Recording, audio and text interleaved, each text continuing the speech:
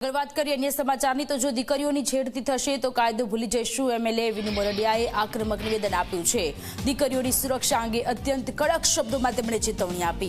અસામાજિક તત્વો સામે વગર એફઆઈઆર શિક્ષા કરવામાં આવશે। કોઈ પણ સમાજની દીકરી હોય છેડતી થશે તો છોડવામાં નહીં આવે। દીકરીઓની સુરક્ષાની જવાબદારી મારી એકલાની નથી। સામે ગમે તે હોય દીકરીની છેડતી થશે તો નહીં છોડું, હું મદદ ન કરું તો કંઈ નહીં પણ નડીશ નહીં, આ પ્રકારનું નિવેદન તેમના દ્વારા આપવામાં આવ્યું છે। આના મોટા સમુદાયમાં બહેનો અને આજે દીકરીઓ પ્રભુતામાં પગલા માંડી રહ્યા છે ત્યારે હું પહેલી વાર ચૂંટાણો ને ત્યારે પહેલું ઇન્ટરવ્યુ મેં એવું હતું કે અસામાજિક તત્વો હોય એ સુધરી જાય પહેલી વાત તો, અને નહીં તો પછી કતારગામ છોડી દે।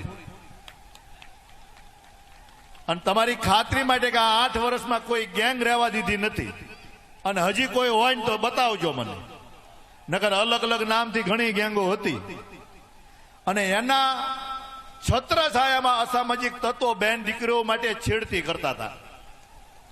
ગમે ત્યાં બેઠા બેઠા કરતા હતા। આ લોકોને વીણી વીણીને હજી વીણવાનું ચાલુ। કોઈ પણ એક સ્કૂલ હોય ક્યાંયથી જો અમને સમાચાર મળે, મારી સુધી વાત પહોંચી જાય તો હું એમ કહું કોઈ પણ સમાજની દીકરી હોય એની સુરક્ષાની જવાબદારી મારી એકલાની છે। જાઓ,